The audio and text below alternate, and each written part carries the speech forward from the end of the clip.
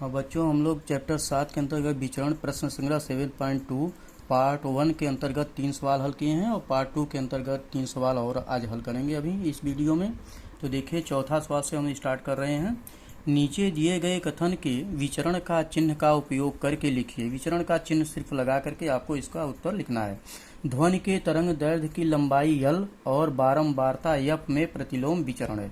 इसका आंसर सिर्फ एक ही लाइन का है, आप यहाँ लिख दिए यल अल्फा 1/f। ये आपका आंसर आ गया। दूसरा देखिए, दिए के प्रकाश की तीव्रता I और दिए तथा पर्दे के बीच की दूरी d के वर्ग में प्रतिलोम विचरण होता है।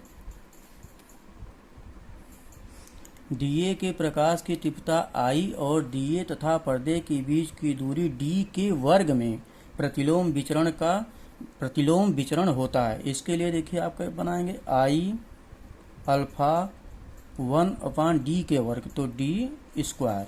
इस तरह से आपका ये आंसर आ गया दूसरे का। अब देखिए पांचवा सवाल। पांचवें में देखिए, यक्स अल्फा 1 करणी में y और यक्स बराबर 40 हो तो y बराबर 16 होता है। यदि यक्स बराबर 10 हो तो y कितना होगा। तो इसको हल करने के लिए यक्स अल्फा 1 करणी में y, इसलिए यक्स बराबर k करणी में y। k क्या है, अचर पद है। अब इसका समीकरण बनाएंगे, यक्स बराबर k करणी में y अथवा यक्स गुणे करणी में y बराबर k। ये विचरण का समीकरण है। जब यक्स बराबर 40 y बराबर 16 मान रखने पर k का मान हमको निकालना है। ये रखेंगे तो k का मान हमको निकल जाएगा, विचरण का अचरांक का मान। तो यहाँ पर देखिए यक्स का मान कितना है, 40। यहाँ पर 40 लिखिए, गुणे करणी में 16 बराबर k, या यहाँ लिखिए 14 करणी में 16, 4 का वर्ग होता है 16, तो 4 चौक के 16 होता है, तो गुणे 4 बराबर k, या k बराबर होगा 4 सुनाए 0, 4 चौक के 16, 160। k बराबर कितना आ गया, k बराबर आपका आ गया 160। ये विचरण का अचरांक है। ये विचरण का अचरांक है, विचरण का अचरांक है। ये विचरण का अचरांक है। अब विचरण का समीकरण लिखिए। विचरण का समीकरण क्या होगा, यक्स करणी में y बराबर k। ये विचरण का, तो k की जगह क्या है, 160 है, तो इस समीकरण होगा यक्स करणी में y बराबर 160। ये विचरण का समीकरण है, विचरण का समीकरण है। विचरण का समीकरण आ गया। अब यक्स बराबर 10, यहाँ पर यक्स बराबर 10 हो तो यक्स बराबर 10 मान रखने पर यक्स की जगह 10 रखना है।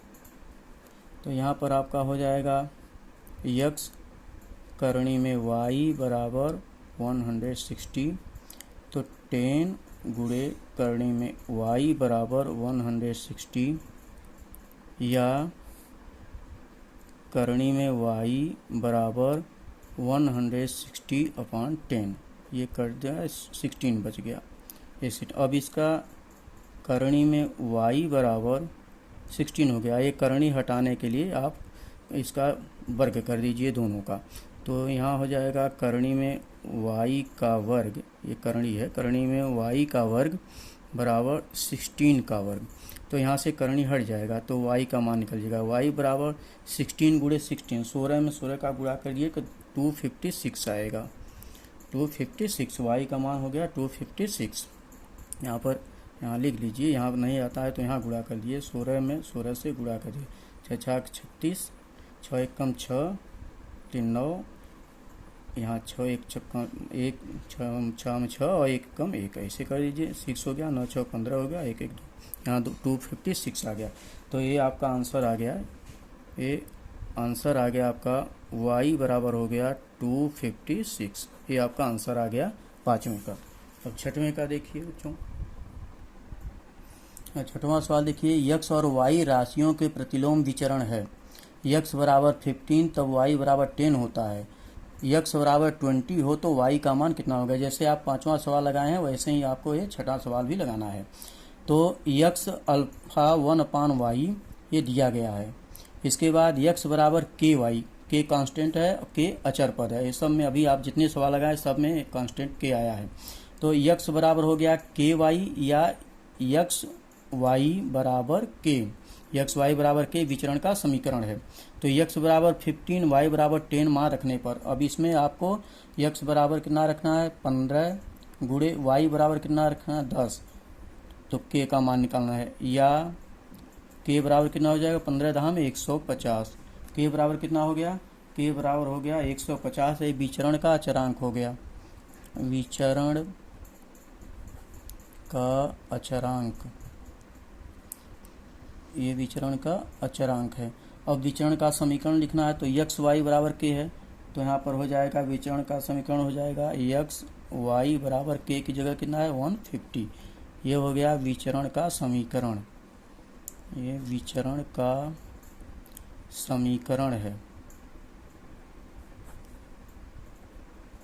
अब यहाँ पर रखना है यक्स बराबर 20 हो तो y का मान निकालना है। तो यहाँ पर हो गया 20 गुणे वाई बराबर 150, या y बराबर 150 में 20 से भाग दे दीजिए। ये 0 0 कट गया, यहाँ पर बचा 15/2, 2 का पारा 15 में पढ़िए तो 2 7 14, 1 बचा दशमलव ले जाइए 2 5 10। तो यहाँ पर हो गया y बराबर 7.5, 7.5।